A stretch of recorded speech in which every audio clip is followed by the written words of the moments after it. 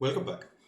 So now that we have a fair bit of background in the theory behind data analysis, in this video, what we're going to do is start getting our hands dirty with some of the tools and libraries available in Python for data analysis. So first, we are going to start with data structures and data types. These are essentially objects inside a programming language that help you contain your data, that help you store and access your data properly. So they are broadly called data structures. The most common data structure or the most useful data structure that we have in Python is called simply a list. So this is simply a linked list for those of you who come from a programming background. And they can simply be created by putting a bunch of things separated by a comma inside a list of, inside a pair of square brackets. Some of the things to remember is that a list is an object which can contain multiple data items, obviously, and they are mutable. What this means is that once you create a list, you can keep on endlessly changing it, modifying it, editing it. So you can also use them as temporary data storage devices. You can use them to include variables or data points, whatever you like, and they can change in the course of a program's execution. They're also dynamic in the sense that items may be added or removed from them as and when you like, depending on whatever program you like. The biggest advantage of lists is that they are heterogeneous in the sense that they don't create any restrictions in terms of what kind of objects can go inside them. You can add numbers, you can add text, you can add floating point values, booleans, any type of data that you can imagine in Python, you can add it to a list. Now, this makes a list very flexible, but it also makes it a little slow. Since these are linked lists, if I have to find the second item in a list, I have to first find the first item. Of course, I don't have to do this manually. Python does it internally. But since this is a linked list, what happens is if I am looking at, say, the kth item in a particular list, I need to know the sequence that comes before it. Because the only way I can reach a given data point or a given item in a list is if I traverse through the preceding lists of items in the whole list, basically. So I can't randomly pick a particular item from a list.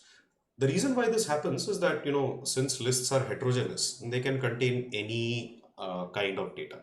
And since it can contain multiple types of data, the memory that is taken up by each type has a different size. So for example, if I store only a list of integers, then I know that each integers can take anywhere from 8 to 64 bytes. So therefore, I can calculate where a particular integer lies. Because let's say that I have a list of 15 integers and I want to pick the fifth integer, then I know that it's going to be at 5 into 64 bits from the beginning of the list. So I can directly jump to that. But since lists are heterogeneous, that is, they allow multiple data types to be contained within them, it's not possible for me to do that calculation.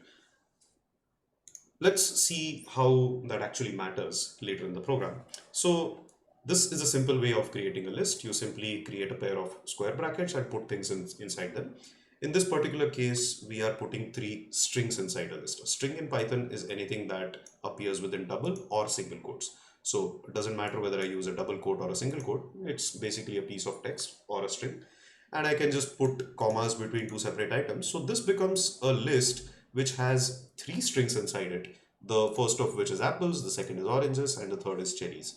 So let's run that. And yeah, that's basically what my list looks like. We can also add, you can assign that to an output variable. Here we have a new list which contains 4 strings.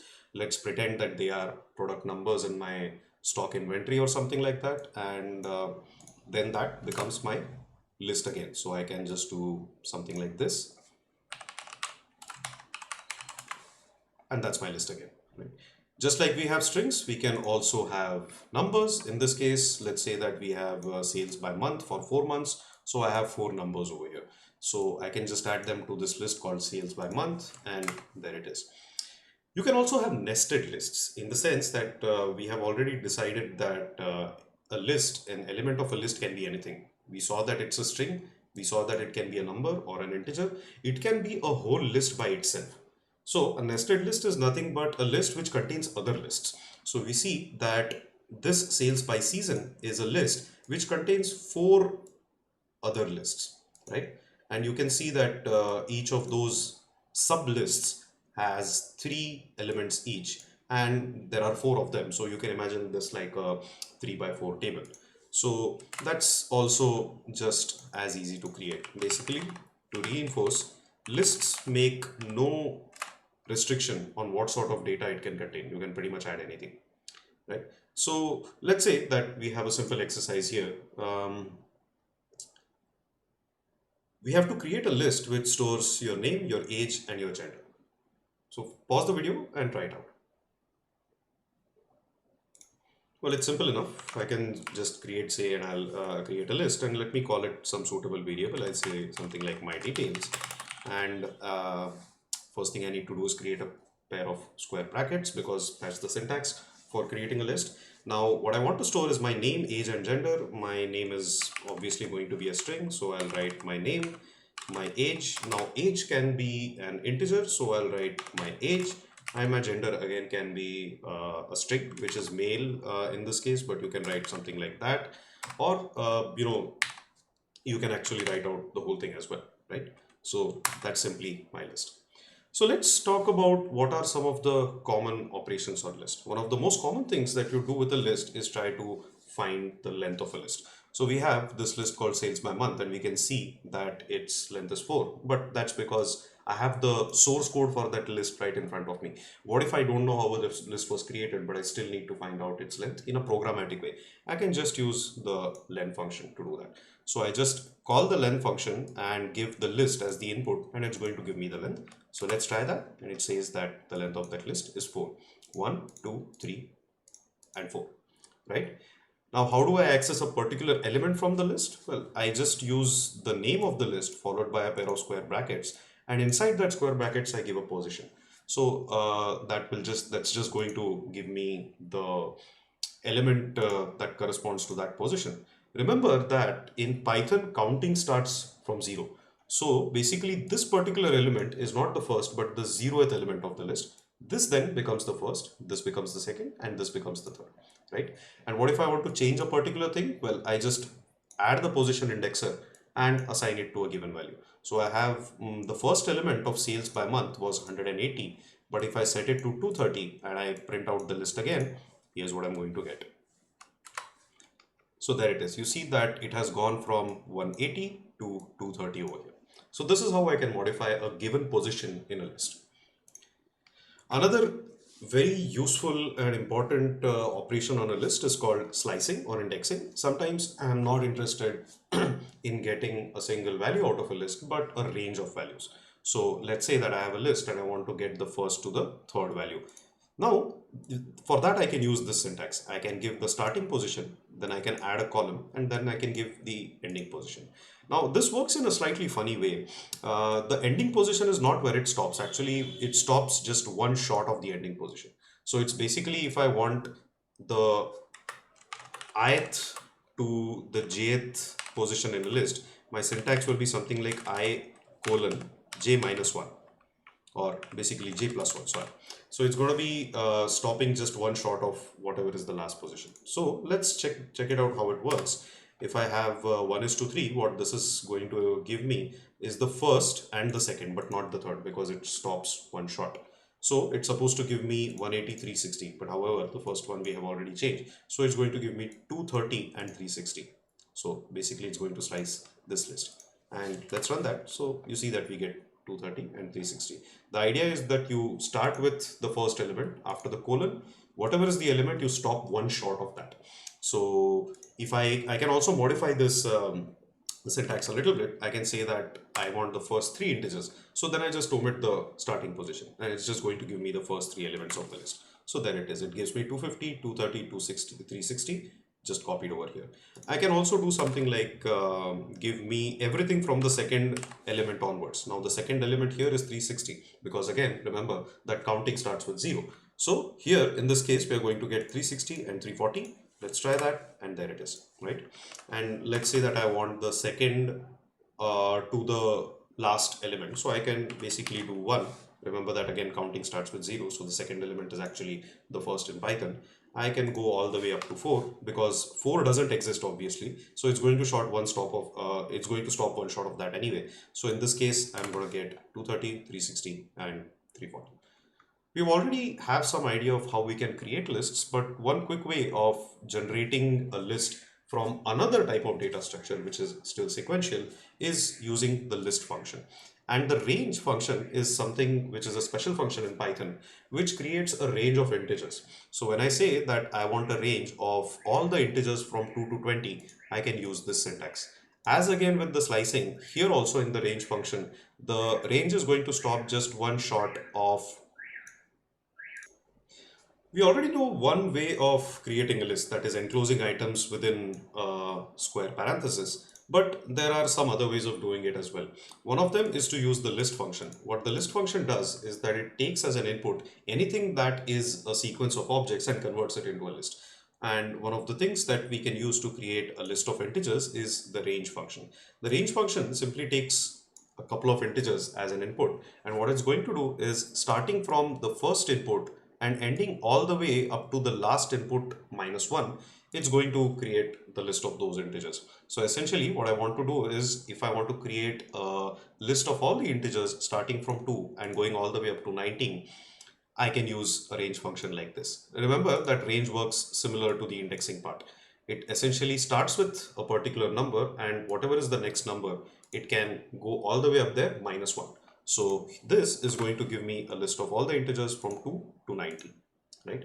And what I can do is, here my step size was 1 because I didn't add any third operator over here. I just said 2 comma 20, which means that it's going to take 1 as the default step size. I can change this default step size as well.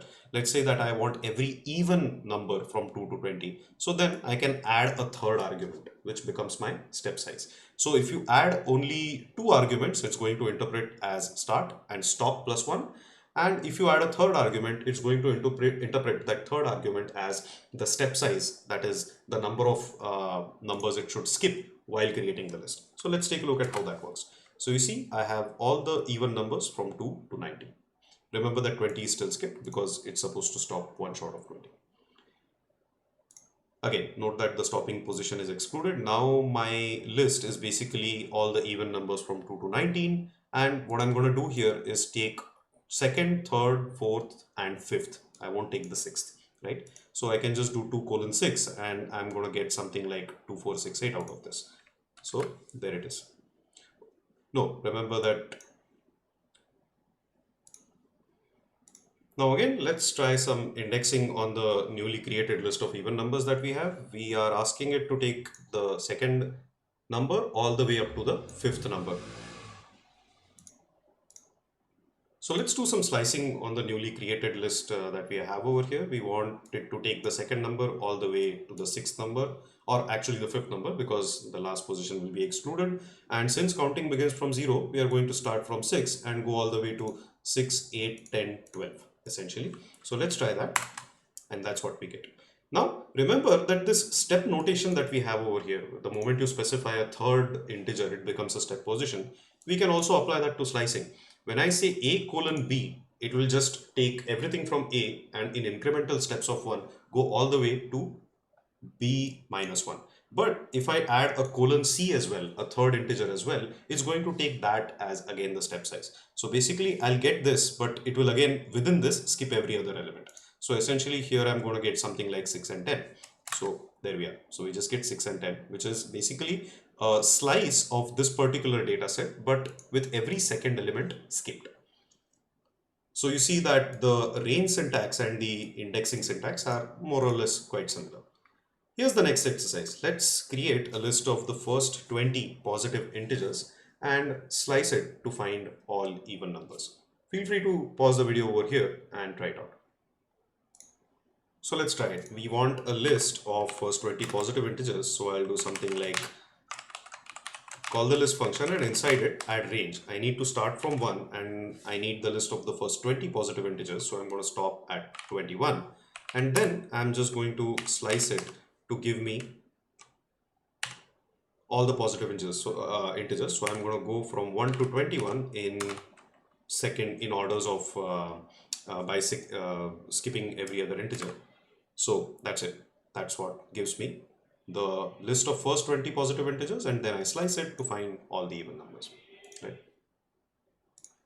So let's look at some of the other more complex operations on list. The first being joining list. So basically, let's say that I have some data for the first 4 months of the financial year, which are my sales, and obviously new data is going to come over. So I have the data for the next few months. I can just add lists by using the plus operator. I can just do sales by month plus sales new. Now, what the plus equal to operator is going to do is simply append the two lists and write the output in the original list itself. So I can do, if I have a list, say sales by month and another one called sales new, I can do sales by month plus sales new, but that's going to give me a third list. If I just want to increment this list, which is simply to add numbers at the end of this, I can use this plus equal to operator. So let's try that. And there it is. So basically I have the sales by month and these are my sales new, and sales by month gets updated to include the whole list. Not just, it just doesn't remain limited to this. Of course, if I wanted a third variable to contain the concatenation of these two lists, then I could have used simply the plus operator without the plus equal to syntax. Here's a simple exercise to basically figure out whether an element is in a list or not. So another very important operation that we do on a list is membership. We essentially try to check if a given number or a given element or a given object is present in the list or not. So let's say that we are running an e-commerce business and we have a bunch of product numbers. So these are our four product numbers, and what we're going to do is ask the user for an input, say enter product number, and we are going to say that if we are going to, whatever the user inputs, we are going to assign that value to a variable called search, and if search is in product numbers, then we can just say we found this product, otherwise we haven't found this product. Now the idea is that in order to search for membership, let's say search is a particular item and product numbers is the list I want to search in, I can just use the word in. So let's try that. Now let's say it's asking us to enter a product number. I'll basically say for V475, and when I enter, it says that it found the product. When I run it again and I say something like X123, then it's not going to be found. Basically, the idea is to simply, take a particular element, let's say in this case Q143, and say in prod nums. So that's going to give me a true because Q143 is present in prod nums as a list. However, if I try something else, which is X123 in prod nums, that is not the case. So I simply use this syntax, element in list. It either gives me a true or a false depending on whether that value is actually present in the list or not, right? There we are. The next and perhaps the most important thing that you do with a list is iterate on that list. We might want to take a specific action for every element that is present in the list. So let's say that I have a list, which is our sales by month list as usual.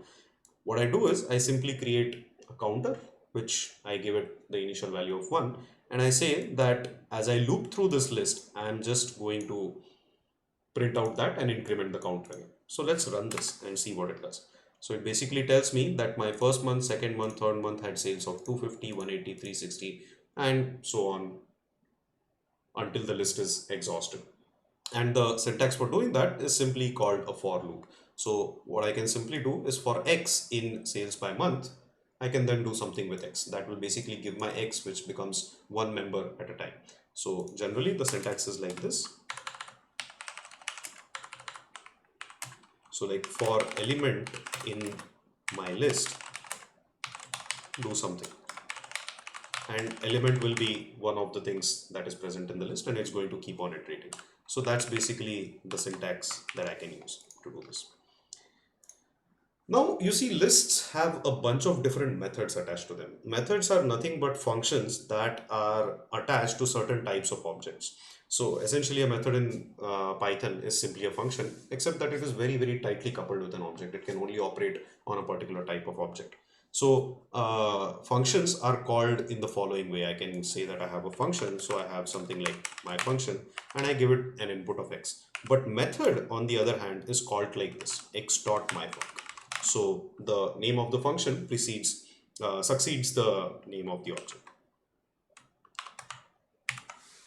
One quick way within an IPython environment like the one you see here to check what all the methods are available on a given object is something simply like this. I know that I have sales by month as a list. I can just put a dot next to it and I can press tab. So it gives me a bunch of different things. So these are all the functions, and you can see that it's calling itself a function, right? So what I mean by this is that append is a function, clear is a function, copy is a function, count is a function. All of these functions are applicable on lists. And of course, if I were to use something other which was not a list, it will give me functions that are not present, that are present for that particular element, right? So let's create a list which is simply a range from 1 to 6, which will create a range from 1 to 5, and there we are. So we have a list of integers from 1 to 5. The dot append method is used to add elements to the list. So let's say I just want to add another element over here. Now I can do a dot append, and whatever input I give, that's going to become the next element in that list. So I just say dot append 30, it's going to give me 1, 2, 3, 4, 5, 30. So let's try that, and there we are. We have 1, 2, 3, 4, 5, comma 30. Pop is basically a function that is just going to pop off the last one. So when I use pop, note that I haven't given it anything. So by default, if you give it no input, it's just going to pop out the very last element in the list. So it's going to pop out 30 and we get our original list back. If I wanted to pop out a particular element at a particular location, then I can give that location as an input. So when I say a.pop3, it's going to remove the element at position 3. Here too, remember that positions are 0 starting. They are not starting from 1. So we have 0, 1, 2, 3. So it's going to remove 4. And I'm going to get a list which is 1, 2, 3 and 5. So let's try that. And there it is. It basically removed the element that was present at a particular position. Now, this was an example of how you remove an element from a list based on its position in the list. How about if I want to remove a position from the list based on its value? Now, I can use the remove function for that. It's basically going to find the element 2 and remove it from the list. So basically, now I'm going to get 1, 3 and 5. So if I do this, you see that it did not remove the element at the second position, but it removed the element which had a value of 2. So this is removing by position and this is removing by value. This might be a critical difference and might become very useful in certain programmings. You can always ask, what if 2 is not present at all, or what if 3 is beyond the length of the list itself. So in those cases it's going to raise an error. So for example, I know that the number 0 is not present. If I do a dot remove of 0, it's going to say a value error. It's basically going to say that X is not in list, which means whatever you have given as an input, it's not in the list, right? At the same time, if I use a has a length of 3, what if I say a dot pop 9? Now it clearly doesn't have 9 elements in it, so this is also going to fail. Let's see what happens. So it says index out of range, right? So what this means is that whatever position we are asking it to pop from the list, that position is completely out of the range of the list itself. The inverse of that is insert. It's basically going to add an element at a specific location. Remember that append will always add to the end of the list, whereas insert is going to add an element to a specific position in the list. Now we have 1, 3 and 5, and so we have 0, 1 and 2 elements. 3 is simply going to add another element at the third position, right? So let's try that. So now we have 1, 3, 5, 20. Now, of course, this is the same as append. What if we wanted to do something even more specific, which is like I can also do something like a dot insert. I want to add something at the 0th position, and I can add, let's say I want to add the value 0 itself at the 0th position, and then my a becomes this. If I want to add something at say the second position, so I can say insert 2 at the second position. Or let me add a bigger number just to avoid confusion. Let's say I want to insert the number 42 at the second position. So then it becomes, my list then becomes something like this. At the second position, which is actually the third position, the number 42 has been added. And then the last, one of the most important methods that you can do on a list is sorting of the list. So I can just use the sort function or the sort method on a list, and it's going to by default do an ascending sort. So there it is. I get the ascendingly sorted list back. If I want to change it to a descending order, I can just flip the list. Now, in order to reverse a list, I can do this, or I can do something called a.reverse and then print a again. So now it's becoming an descending list. One very useful and somewhat confusing thing when working with lists is copying them. So let's say that A is a list which goes again from 1 to 5 as we created earlier. Then we create another variable B and simply assign it to A. And then we created another variable C and do an A dot copy. Now what we're going to do is we are going to set the last value inside A to 20. Now the last value inside A should be 6 minus 1, that is 5. But we are going to set the value to 20. So basically change the last element in E to 20 and then we print B and C. So let's see what happens. So you see when the first print, which is printing of B, here we see that because A has changed, B also has changed. But when we print C, we see that C itself has not changed because we did an explicit copy over here. So when you copy a list, it basically copies over all the value but doesn't change it. Whereas if you just do an assignment, it's basically a copy by reference. It's not a copy by value. It's just going to pass around the pointer to the list. So basically B will remain the same thing as A as long as you don't copy it. Whereas C will remain the original copy of A no matter what you do with it. So that's basically one thing you have to keep in mind when you're copying lists from one variable to another variable. Here's again the next exercise. Let's say we want to create a list containing the first 20 positive integers. This we have already done. And then we want to create another list containing their squares. So there are two things here. Creating the first step is straightforward. We've already done that. In the second list, we want basically all the squares of the elements in the first list. Now we already know how to create, how to iterate through a list. And we can also create, once we have a list, how do you append elements to it. So basically there are two things that you have to use for this exercise. One is iteration and the second is the append method. So let's pause the video over here and try it out. So this is how I do it. Let's say that we have n, which is a list of range of 1 to 21, and that gives me just the n, which is so far correct. Now what I'm going to do is create a new list. So I will call it squares, and for now I'm going to keep it an empty list, and then I'm going to iterate over n. So I can do something like this.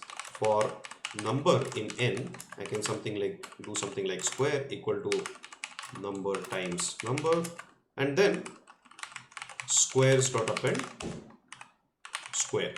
So now I have another list which contains the square of all the other numbers which are inside it, and I can simply look at it again and I see that I get the squares 1, 4, 9, 16 and so on all the way up to 400. So there are two things we have covered here. One is how to do iteration, and the second is using append to an empty list.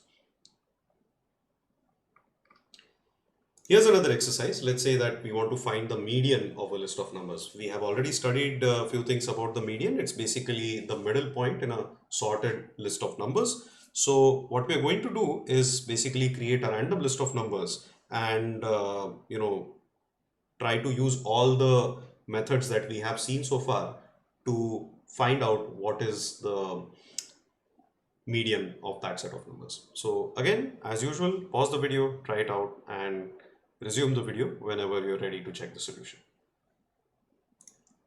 Well, let's just create our original data first. Let's say I have a list L which contains a random set of numbers. Let's just say 1, 4, 5, 8, 3, and 9. Now I want the median of all of this. So what I'm going to do is simply do L.sort to sort it, and then I need to figure out what is the midpoint of L. Now the problem is that there is no midpoint because it has exactly an even number of numbers. It has 6 elements. So in that case, what I do is basically let's take a look at the sorted list, and that's my sorted list. What I have to do is I know that I can't straight away take the middle value because there is no middle value. This is an even number of elements, so I have to take the third and the fourth element and take their average. So what I'm going to do is take the third number, or actually that would mean 2 in this case, and then take the second number or the fourth number, which would mean 3, and take the average. So I'm just going to add them and divide them by 2, and that's 5. So that's basically the median of my list. Let's actually verify that with some of the inbuilt functions that are available in Python. We can just import a library called NumPy, which stands for numerical Python. We'll see this library in a lot more detail, and I can just do numpy.median of L and see that it gives me the same result. Now, of course, 2 and 3 is something that I picked just by looking at the data. What if we wanted to make this programmatic? So what we can do is we essentially now have to deal with two sorts of conditions. One, when the number of elements in L is essentially even, and one when it is odd. So the first thing I need to do is check whether the number of elements in L is even or odd. So I can do something like small l is basically the length of L. We know that len is something we can use to calculate the length of a list. Now I need to figure out whether L is an even number or an odd number. So one of the things I can do is try to see if its remainder after it is divided by 2 is 0 or not. So this percent operator is basically also called the modulus operator in Python. What it does is that when you use this operator, whatever is to the right hand side, that becomes the divider of whatever is to the left hand side, and it basically gives me the remainder when that division is carried out. So when I say that L%2 equal to 0, what I'm trying to say is that after you divide L by 2, is the remainder 0 or not? So I can do something like this. If L%2 is 0, then do something with even length. Else, because there can only be one other alternative, I can say something like do something with odd length. Now, what did we do with even length? We basically took, well, the length was say 6 and half of it is 3. So then I took 2 and 3. So I can do something like this, then print. I can do something like length is already sorted, so I can divide the whole thing into L by 2. So yeah, I can do something like the cutoff point becomes L by 2, and that becomes L of L by 2 minus 1, because we start from 0, and then plus L of L by 2, which is simply the next number, and then I take its average. So that becomes my median.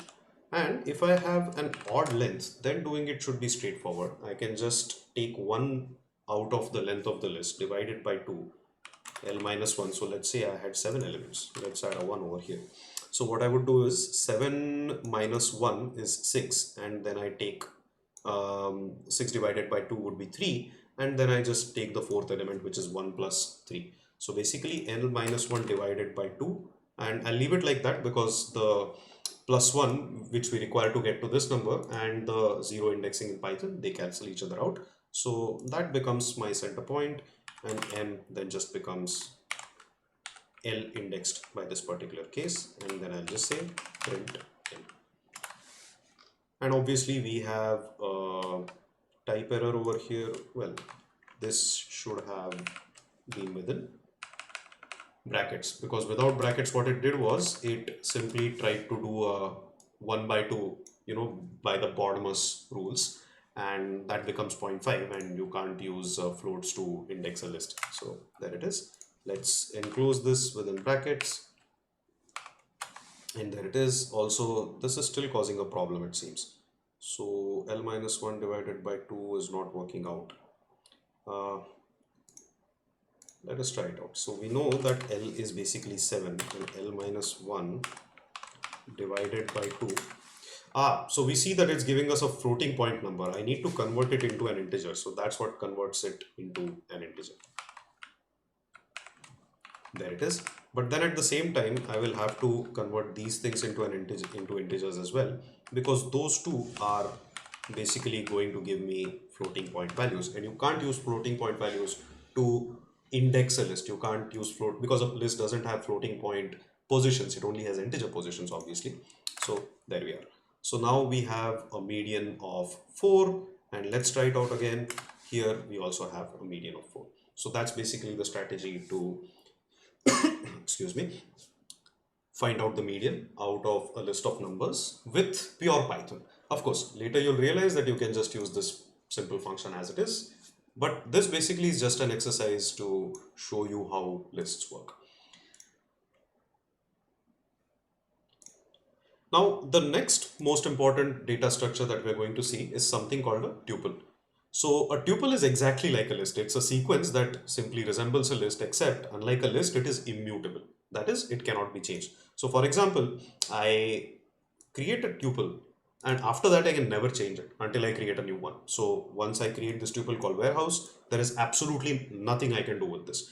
And the only difference between a tuple and a list, or at least in the way that we create them, is that instead of square brackets, we add round brackets. So basically, one way to see why a tuple is immutable, we can again use the same trick as before to figure out what are the functions that are available for a tuple. If I do a warehouse dot and press tab, I see that it gives me only two functions. Whereas on a list, which is like, L is a list, I see a ton of different functions. So basically, tuples are used to create data that is supposed to be read only, something that you don't want to change, something that is constant, right? So there we are, and I can use only two things. I can say that, I want to do an append, let's say New York, it's a tuple of cities. It doesn't say, it just says that, tuple object has no attribute append. It won't allow that. At the same time, if I want to change Chicago to New York, I know that the 0th element is Chicago. What if I want to change it to New York? It says that tuple object does not support item assignment. So essentially, it's going to let us do absolutely nothing with this variable. Yeah, we can only read it. We can't write to it. Or we can iterate through it, of course. We can say that for W in warehouse, print W, that it lets me do. But pretty much anything it can't do. It can only read from data. It can't write back, right? Another important, and probably from a data science perspective, from a data analytics perspective, the most important data structure that we are going to look at is something called a dictionary. So dictionary is basically Python's implementation of what is otherwise known in computer science either as an associative array or a hash table or a lookup, right? So it's essentially just something that contains a collection of key value pairs. There are a bunch of values and all of them are addressable with a key. As we saw in tuples and lists, the values are accessible by their location, by their index. Here, there is no such thing as position or location. There is simply a key that you use to open a particular value. That's it. So, and the way you create that is you use a pair of braces and you have a key and you put a colon and next to that you create a value. So basically, let's say that we want to store a bunch of phone numbers of a bunch of people, and we have two people here called Savannah and Nathaniel. So I say that Savannah's phone number is this and Nathaniel's phone number is this. So I use a pair of square braces. Savannah and Nathaniel become my keys. I put a colon next to them and then I put in the values, right? So that's what it would look like. There it is. What this tells me is that Savannah is my key and that person has this phone number, and Nathaniel is another key and that person has this phone number. Now, of course, why would we do this? Because sometimes it's easier to remember names rather than numbers.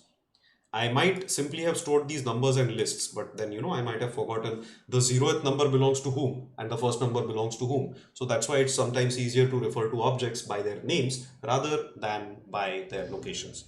So, of course, strings are not the only thing that we can create within a dictionary. You can create integers also. So let's say that I have personal details of a person whose name is Molly and the age is 25. So I can run this and, there it is. So that creates another dictionary for me. Let's go through some of the common dictionary operations that we can have. In order to access a particular value from a dictionary, I can use the key. So for example, from info, if I want to pick out the name of whoever this particular dictionary belongs to, I can just do an indexing like this. Note that this syntax is very similar to what we saw in the list or a tuple. Here, if this was a list, we would just have said something like 0 or 1 or 2 or something like that. But remember that dictionaries have no concept of a position. All positions are independent and they are addressable only with their key. And what is our key? It's basically just a string. So we can just, let's just copy this and put it here. So there it is. It just gives me Molly, which is the value for the key, and the key is name. And what I can do is, like we had an append method earlier to add elements to a list, I can add elements to a dictionary by simply creating a new key like this. So job itself doesn't exist, and if it doesn't exist, it's going to get created, right? So let's add that, and now I have that extra key value pair. Name is Molly, age is 25, and the job is analyst. What if I want to update it? Let's say that earlier we added a key which did not exist, so it appended that key to the dictionary. What if we want to edit a key? Let's say that I want to change my name from Molly to Sally, and I can just use the same syntax over here. The rule is that if this key exists, it's going to get updated. If it doesn't exist, it's going to get added. So let's try that. So now I have Sally, 25, and analyst. It's basically exactly the same thing as this with the exception of the name change. Now, how do I remove a key value pair? That also, you see, just depends. It just behaves completely like the way we saw it for lists. So when we pop it, we popped out the name. We basically removed this entire key value pair, and now only age and job is left. Now let's create this again, and we have put the name back in. I can also do a del, which will completely delete that name. And there it is. I have removed name. I can do it either by popping or I can do it by deleting, whichever is more convenient depending on your application. Now, just like we have learned how to iterate through a list, we also need to learn how to iterate through a dictionary. We know that since a list is simply a collection of elements, when we iterate through it, we are just going to deal with one particular element at a time. But in the case of a dictionary, what we have is not simply a sequence of elements, but a sequence of key value pairs. So basically, there are two things over which you can iterate. You can either iterate through keys or through values. By default, when you iterate through a dictionary, using the same syntax, you can have something like a for key in dictionary. You are going to iterate through the keys. So basically key is going to be age, job, name, and so on. And to get the corresponding value, you have to use the same syntax as we had earlier, which is accessing the key by its value. So basically we can just do this. We had only two keys over here, so that's how it iterated. Then there are a bunch of other dictionary operations. We can use length just like we use it on a list. For a dictionary, it's just going to return the length of key value pairs. Note that it's not going to return the whole length of the item stored in it, but basically the length of pairs. So essentially this counts as 1 and this counts as 2. So length of info is going to be 2 because it has two key value pairs. And if we want to simply list all the keys in a dictionary, we can do something like info.keys and pass it to a dictionary. So here is the list of the keys. Similarly, if we want the list to list the values, then we can do info.values to get the values out of it. So here are our keys, age being 25 and job being analyst. And here are our values where 25 is the value of age and analyst is the value of job. We have already seen how we remove individual elements from a particular dictionary. Let's say that I want to remove only the name, or only I want to use the, only a specific key. I want to remove only a specific key. I can use either a pop or a del method to do that. Here, if I want to remove everything inside a dictionary, I can do something like clear. So essentially that just returns an empty dictionary, right? Dictionaries are important primarily, like I said, from a data science perspective because they are very useful for representing data. So here is, let's say, a simple dictionary that we have created. Data is our dictionary, and we have three keys inside that dictionary. One is called name, the other is industry, and the third is funding in US dollars. The values of each of these keys are essentially lists. Here, name is a list of three startups. Industry is basically the industry that that particular startup operates in. And funding USD is again a list, but this time it's a list of integers because funding is numbers. So you can use lists, you can use integers to represent them. What we have is three keys, and each value is basically a list which has a length of 3. What do you think this represents? If you think carefully, you'll see that this basically represents a table, right? So which has essentially 3 columns and 3 rows. So let's try that. We can use the pandas library to convert this dictionary into an actual table. We'll be dealing with pandas in a lot more detail in some of the upcoming videos. So that's basically what it represents. When I put this dictionary inside pandas, every key becomes a column and the values basically become the values of those columns. So essentially name, which is Byju's, Flipkart and Shuttle, appears here, Byju's, Flipkart and Shuttle, and correspondingly the industry and the funding appear like the industry and the funding columns. So this is one way of representing tabular data with a dictionary. The alternative is to basically here create a list of dictionaries itself. What we did here was we created a dictionary where the keys were strings and the values were dictionaries. The alternative is we are creating a dictionary. Note that we have square braces or square bracket at the ends. So this is basically a list, and know that we can put anything inside a list. So in this case, what we've done is that we have put an entire dictionary inside a list. So essentially we have, and inside each of them, we have name, industry and funding specifically called out as the key value pairs. So name is Byju's, industry is e-tech, funding is so much. Name is Flipkart, industry is e-commerce, funding is so much. Name is Shuttle, industry is transport and funding is so much. So this is your classic database record format. So essentially you see that both these representations are actually representing the same data, and if we were to create again the pandas data frame, it looks exactly identical. But here we have a list of dictionaries and here we have a dictionary of lists.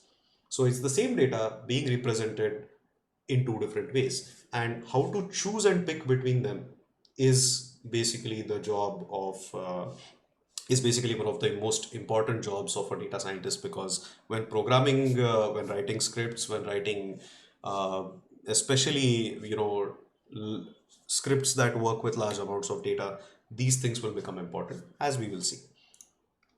So here's an exercise. Let's say that we have this data set, this particular table. We want to add a column to this data set denoting the location, that is Mumbai, Bangalore and Chennai. We have name, industry and funding. We want to add another column here, which is simply Mumbai, Bangalore and Chennai, for example.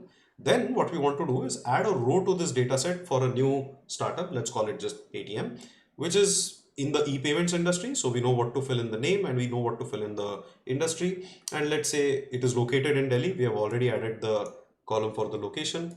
And let's say that it has supposedly received a funding of 42 million USD. So how do you do that?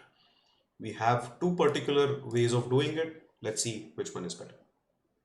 Try out both the things and just type in the data and just use, you're free to copy paste code from anywhere in this notebook to try and finish this exercise. So feel free to pause the video here and resume when you're ready with the solution. Okay, so let's take a look. The first task is to add a column to this data set which denotes the location. So you see that the first representation which have is a column first representation, in the sense that the columns are the keys and the values in each row are simply a list. So if I want to add another column, I can just use this. Now I'll just paste this over here and say that the column that I want to add is simply location, and then that location becomes a list of strings, say Mumbai, Bangalore and Chennai. And then I'm just going to create a data frame out of, I'm just going to create a data frame out of the data over here, and there it is. So now we have a new column called location. Now what we want to do is add a row to this data set. Now you see that this was a representation that was column specific. So if I have to add a row over here, I'll have to go and type the individual value in each particular row. So adding a row to this data set for Paytm, so let's add Paytm first, and which is in the e-payments industry. So I add something like e-payments. It is located in Delhi, so I add Delhi over here, and it has received a supposed funding of 42 million. So I will add something like this. So there it is. I have a new column and a new row, right? So remember that, if I had to add another row, I had to basically modify and append each single list in my, each single column in my original data. But if you were to use this particular thing, this particular syntax, which is a row first syntax, this time it's not a column first syntax. It's basically a row first syntax. So let's try this. Now I just want to add a new record for Paytm. So I can just do something like this. Name is Paytm. Industry is what was it? E-payments. And funding is 42 million. And then I can just do pd.dataframe.from records of data. So there it is. Something went wrong. This is not a dot, it's supposed to be a comma. So there we are. So here we have added a row, but we missed out on the column, which is the location column. So if I have to add that column, again I have to do the inverse of what I did earlier. Basically add a location key everywhere. So location would be Mumbai, location then would be, location for Flipkart would be something like Bangalore, location for shuttle would be say Chennai, and for Paytm location would be Delhi. So now I have an extra row and an extra column. So you see, when you have to add a row, a certain type of data representation is useful because I just have to type, this much. Whereas if I had to add a row in this particular case, I'll have to add this, then this, then this, in this. Basically, I have to change 4 lines, whereas here I have to change only 1 line. On the other hand, if I have to add a column, then I just have to type in this much in this particular representation. But in this representation, when I have to add a column, I have to append this whole bunch of text at the end of every row. So depending on what your application demands, whether it is something that demands incrementing in rows versus incrementing in columns, choosing the right data structure is important. If we want to go on adding columns, then this is the right data structure. But if we want to go on adding rows, then this is the right data structure. So you can choose between, say, lists of dictionaries versus dictionaries of lists, depending on what sort of updates you want to do to your data. For example, imagine that you have a fintech application, again, as we've used this example before, where you are trying to predict whether somebody is eligible for a loan or something like that, and you already have data for about 1,000 customers, and the 1,001st customer comes in and you want to create a row for this person, then obviously this sort of a representation will be better, right? Because you're just adding one particular dictionary for the new customer that has come in.